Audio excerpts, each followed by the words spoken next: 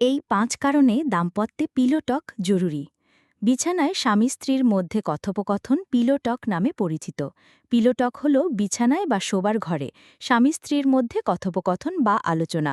সাধারণত এই ধরনের কথোপকথন হয় সঙ্গীর সঙ্গে শারীরিক সম্পর্কের আগে অথবা পরে, যেখানে দুজনই মন খুলে কথা বলতে পারেন। অনেক সময় স্বামী স্ত্রী দুজনই সারাদিন ব্যস্ত থাকেন, কর্মজীবী হলে তো আরও বেশি।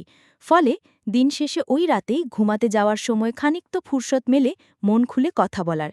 তাই বিছানায় গা এলাতে না এলাতে ঘুমিয়ে না পড়ে সঙ্গীর সঙ্গে টুকটাক আলোচনাও দাম্পত্যের জন্য খুব ভালো।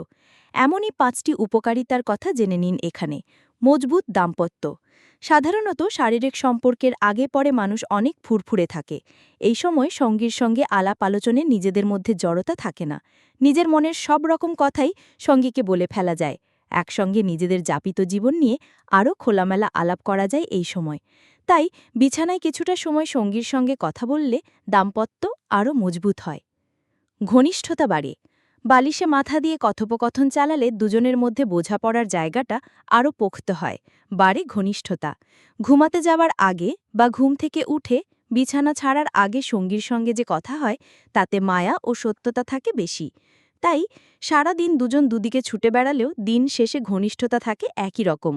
সবার ঘরে সঙ্গীর সঙ্গে এই আড্ডা আরও বেশি লাভ হরমোন ও অক্সিটোসিন নিঃসরণ বাড়ায়। ঘুমাতে যাওয়ার আগে বা ঘুম থেকে উঠে বিছানা ছাড়ার আগে সঙ্গীর সঙ্গে যে কথা হয় তাতে মায়া ও সত্যতা থাকে বেশি। সঙ্গীকে আরও বোঝার সুযোগ। অনেক সময় বছরের পর বছর একই ছাদের নিচে থেকেও সঙ্গীর মনের কথা জানার সুযোগ হয় না, কিন্তু পিলো টক এমন একটি বিষয় যা সেই সুযোগ এনে দেয় দ্রুত। নিয়মিত এই অভ্যাসে চর্চায় সঙ্গী তার খারাপ সময়ে যেমন আপনাকে পাশে পাবেন, ভালো সময়েও আপনার কথাই সবার আগে মনে করবেন।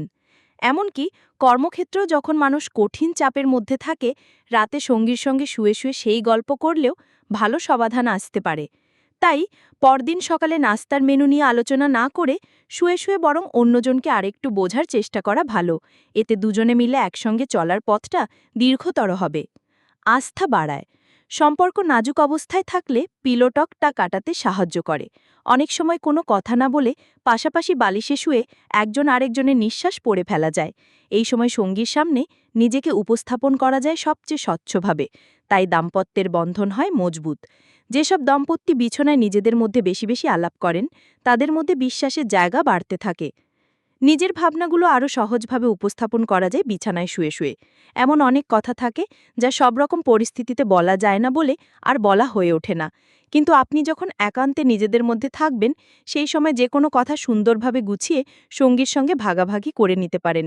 বিছানা আপনাকে এমন এক সুরক্ষার আবহ দেয়, যেখানে আপনি ঠিক বেঠিক বিবেচনা না করেই সবকিছু আলোচনা করতে পারবেন।